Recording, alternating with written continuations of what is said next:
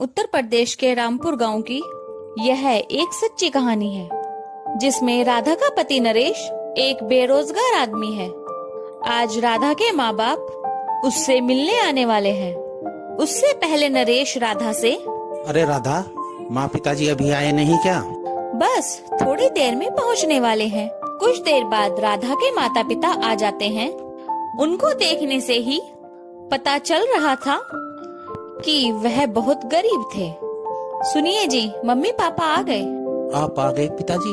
अब की बार बहुत दिन बाद आपका आना हुआ। आइए, आपका स्वागत है, बैठिए। कैसे हो बेटा? मैं ठीक हूँ पिताजी। राधा, माँ पिताजी के लिए कुछ चाय पानी लेकर आओ। जी अभी लाई। राधा चाय बनाने रसोई घर में जाती है। तब पीछे पीछे राधा की सास रसोई घर में पहुंच जाती है। राधा, तेरे माँ पिताजी आए हैं, सब कुछ उनको नहीं खिला देना। मेरे मायके से मेरे भाई और भाभी आने वाले हैं, उनके लिए सब कुछ बचा के रखा है। उनको केवल 2 कप चाय दे और यहाँ से चलता कर। आ गए हैं खाली हाथ हिलाते हुए बेटी के घर पर। ठीक है माँ जी, जैसा आप कह रही हैं, मैं वैसे ही करूँगी। राधा अपने माँ पिताजी को चाय देती है। उसकी रोनी सूरत देखकर उसके पिताजी नरेश से कहते हैं, बेटा, तुम्हें अब तक कोई नौकरी नहीं मिली। पिताजी, मैं बहुत कोशिश कर रहा हूँ, लेकिन मुझे अब तक कहीं भी नौकरी नहीं मिल पा रही है। बेटा, कोई छोटा मोटा रोजगार ही कर लो, कम से कम घर का खर्च तो चल पाएगा। अब इस बारे में ही सोच रहा हूँ पिताजी। बेटी, आज से यह तुम्हारा घर है, इसका ख्याल रखना तुम्हारी जिम्मेदारी है। ठीक है पिताजी, मुझे अपनी जिम्मेदारी का एहसास है। मैं अपने घर का ख्याल रखूंगी। चाय पीकर राधा के माता पिता वहाँ से चले जाते हैं। राधा, तुमने माता पिता को खाली चाय ही क्यों दी? घर में कुछ खाने के लिए नहीं था? जी आपकी बात भी सही है, लेकिन माता पिताजी खाली चाय ही पीते हैं। बेटा, कमाते तुम कुछ नहीं हो और खाने में तुम्हारे मेहमानों को बहुत सारी चीज चाहिए होती है। यह घर मेरे पैसों से चलता है।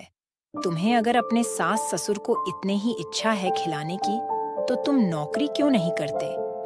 नरेश अपनी माँ की ऐसी जली कटी बात सुनकर राधा से कहता है, राधा, मैं बाहर काम ढूंढने जा रहा हूँ। कुछ काम मिलने पर ही आऊँगा। इतने तुम अपना ख्याल रखना। जी आप कुछ खाकर जाइए। नहीं राधा, मुझे भूख नहीं है, मैं जा रहा हूँ।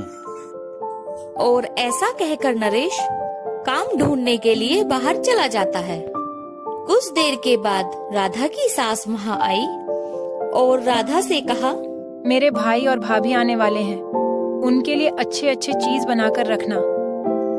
मैं वह सब बना दूंगी जो आप कह रही हैं। समोसे और पकौड़ी बना ले, बिस्कुट और बर्फी रखी हुई है, बस यही नाश्ते में देना है। ठीक है माँ जी, आप मुझे बता दीजिए, मैं वह सब बना दूंगी जो आप कह रही हैं। खाने का बाद में बताऊंगी क्या क्या पकवान बनाने हैं। जी माँ जी, जैसा आप कहेंगी वैसा ही मैं बना दूंगी। राधा की सास लता के भाई और भाभी आ जाते हैं। राधा नाश्ता लगाती है और नाश्ता देने के बाद अंदर चली जाती है। तब लता की भाभी कहती है, सुन लता, अपनी बहू को जरा थोड़ा अपने कंट्रोल में रख। कहीं ऐसा ना हो यह तेरे सिर पर चढ़कर नाचने लगे। हाँ बहन, बहू पर जरा थोड़ा लगाम कस के रख। हमने बहू को सास के सिर पर चढ़कर नाचते हुए देखा है। ये लोग मेरा कुछ नहीं कर पाएंगे, क्योंकि मेरा घर मेरे पैसे से ही चलता है। नरेश तो बेरोजगार है, उसको तो कहीं काम नहीं मिला। आज गया है कहीं काम देखने के लिए। थक हार कर नरेश शाम को घर वापस आता है। काम मिल गया जी कहीं पर? नहीं राधा, आज भी मैंने कई जगह पर काम ढूंढने की कोशिश की, लेकिन आज भी मुझे कहीं काम नहीं मिला। पता नहीं हमें कब तक इस तरह जीवन जीना पड़ेगा। राधा, मेरे बेरोजगार होने से तुमको बहुत कष्ट सहना पड़ता है। आप कोई छोटा मोटा काम ही कर लीजिए, चाहे तो एक छोटी सी चाय की दुकान ही खोल लो। तुम सही कह रही हो। चलो कल बाजार में चलकर देखते हैं। अगले दिन पति पत्नी बाजार में जाते हैं। नरेश बाजार में एक आदमी से जाकर पूछता है, अरे भाई, यहाँ कहीं पर चाय की दुकान है? नहीं भाई, यहाँ पर चाय की दुकान नहीं है। मैं बहुत दूर से आया था, मेरा चाय पीने का मन कर रहा था। भैया, अगर आपको चाय पीनी है तो दूसरे बाजार जाना होगा। सुनिए जी, क्यों ना हम उसी बाजार में अपनी चाय की ठेली लगा लें, जिस बाजार में चाय की एक भी दुकान नहीं है। सुझाव तो अच्छा है, लेकिन इन सब के लिए पैसे कहाँ से आएंगे? मैं पिताजी से बात करती हूँ, वहाँ से कुछ मदद हो जाए। ठीक है, तुम देख लो। वह भी बेचारे कहाँ से पैसे देंगे?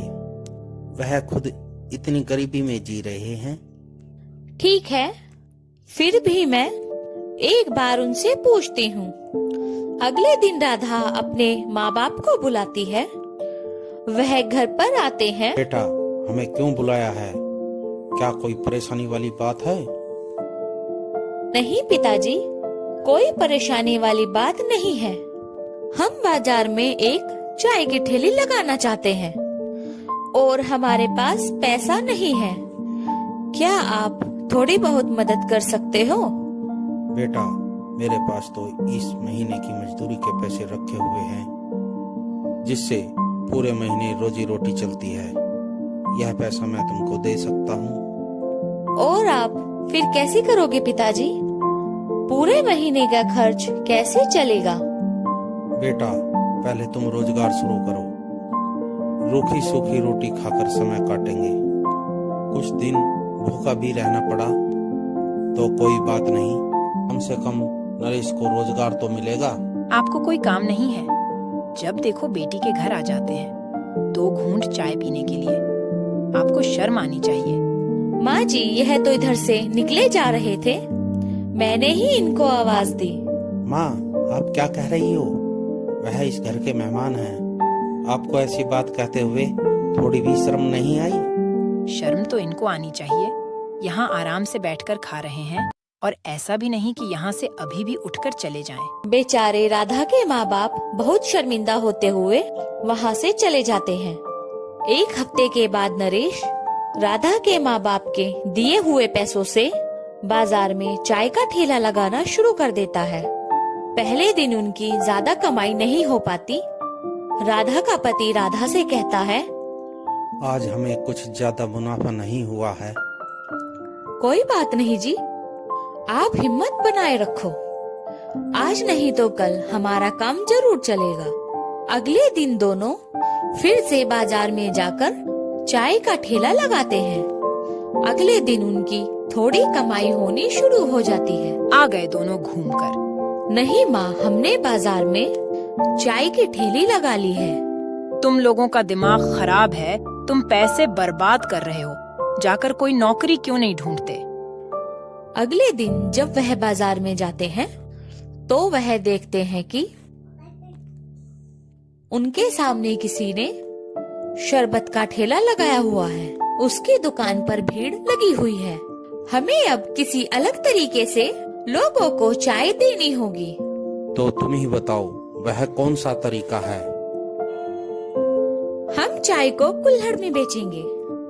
ठीक है, यह तरीका भी आजमा कर देख लेते हैं। अगले दिन दोनों पति पत्नी बाजार में कुल्हड़ चाय बनाने लगते हैं, जिसकी खुशबू दूर दूर तक फैल जाती है।